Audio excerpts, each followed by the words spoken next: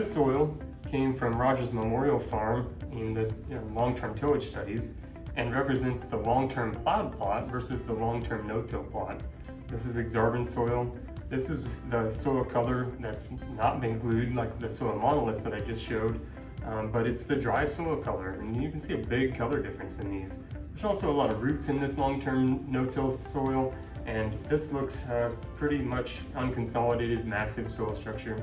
And so what's interesting is when they're dry, they're both really stable. Dirt clods are stable, obviously, but that's just dry adhesion between soil particles and really dirt sticking to itself. And so the true test of aggregate stability is the wet aggregate stability. And so we can do a wet aggregate stability test to portray the ability of the soil to stay stable when wet. And we can display that or demonstrate that live with a slake test.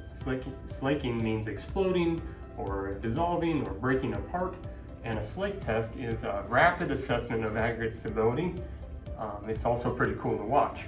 And so when we submerge these dry aggregates into these slake test tubes, we can see some of the functions of soil. Water infiltrates into the soil by trading places with air.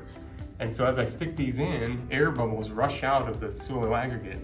That's air and water trading places, and then we can begin to see how the water pulls itself into that aggregate and begins to put pressure internally on the aggregate. And then we start to see the aggregate stability play its role in whether that aggregate stays stable when wet, or whether it dissolves into its soil fractions, sand, silt, and clay, and then becomes a part of the water column.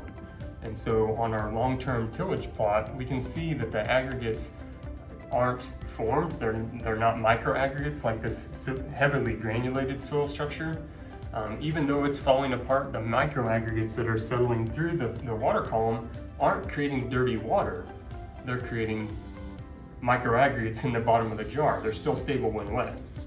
This aggregate is really slaking. It's breaking into its components, sand, silt, and clay, and the clay stays suspended in the water column. This is a very visual, really good visual evidence of what happens in a cropland field that results in the water color that we witness on the end of the field or in the road ditch or going through the culvert or even downstream into river systems and streams. That water color is not natural, it's not supposed to be there, and it's true testament to that water erosion that's occurring on a small scale if it's at the end of a field, or a big scale if it's in a big river system. So even though we're seeing soil particles fall here, that water column still continues to be clear, and that's the power of aggregate stability. Those little biological critters created a stable home for themselves and made it stable when wet. That allows water to be stored there, roots to enter those aggregates and get that water resource, and for there to be a lot of biological productivity in that soil. So we've got our little rain clouds here. These have holes in them. We're going to pour an inch of water on in 15 seconds. And this inch is intended to exceed the capacity of the soil to function. It's 240 inches per hour. And so when we apply that much rain that fast, it really exceeds the capacity of that soil to infiltrate that water. However, healthy soil continues to function. Even under extreme circumstances, we can still be resilient enough to take that wildly crazy rain event and infiltrate it almost immediately. And so you can see the long-term no-till field, this soil has this incredible capacity to infiltrate water because of the stable aggregates. The water-stable aggregates allow water to move past them so rapidly that we can withstand any rain event that we receive. Can you imagine soaking in all of the water from any rain event in a given year? Paul Yaza loves to talk about the water infiltration rates of his field because really he has no runoff from his farm fields. His water infiltration rate is extremely high and has been measured at 4 inches an hour or more. And so we rarely receive an inch an hour in eastern Nebraska if you really think about it. Sometimes if we receive an inch of rain at all, then that can be in a half an hour, and so that actually calculates out to 2 inches per hour. And so that would be a pretty fast rain event. And so the soil then can withstand that at 4 inches per hour.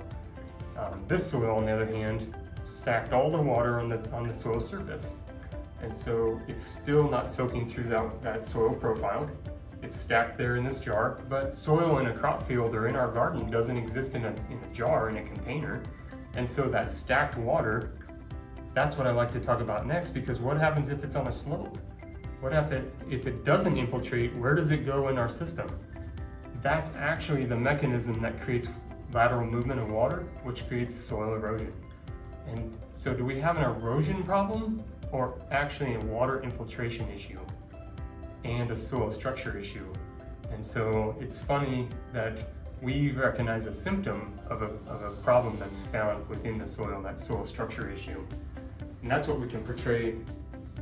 We can really showcase all of those things all on a slope right here with this tabletop rainfall simulator. This tabletop rainfall simulator is a really cool tool. I go to the crop field and I drive these cutters right into the soil from the crop field. We place it in these cutters on this tray, this screen right here. It's open on the bottom so water could soak through. It's about 2.5 inches of soil from the soil surface. We're gonna put that same inch of water on the top through these rainfall demonstration pans, and then watch what happens when the water hits the soil surface and we begin to see the reaction of the water stable aggregates and that stacking of water and the lateral movement, and the downstream results of that are really phenomenal. We're gonna do some deep ripping here, just so that we can make sure the water soaks in good, and because tillage is to help the water soak in. We really want this to be fluffy and look nice, really good tilled soil. So deep ripping, it's a life changer. Okay, so we should be good. So we're gonna do this rainfall simulation with an inch of rain. This is about a 4% slope, so really similar to a lot of exarban crop fields with exarban soil in them out in eastern Nebraska. And we put an inch of rain on in about 15 seconds. That might seem familiar because that's about a 240 inch per hour rain event. And we're trying to exceed the capacity of that soil to function. So right here we can see what happens when that surface soil has the non-stable aggregates. Aggregate stability on that soil surface creates a crusting, a soil sealing. It seals that surface and then it stacks that water up. And then the water begins to move laterally, causing soil erosion. Soil erosion and water movement off that field results in that runoff, and that's what's in those front containers. You can see the runoff from the crop field. And this long-term no-till field, we had a little bit of water run off the front. I suspect if I pour it back on here, we could get it to soak in now. But there's a lot of water that infiltrated into the profile. And so when we pull off this long-term cloud plot, we can set this over here. We can see there's a drip of water somehow managed to get in this pan.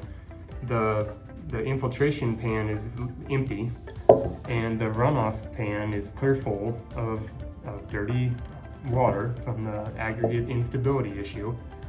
This pan has a lot of water in it.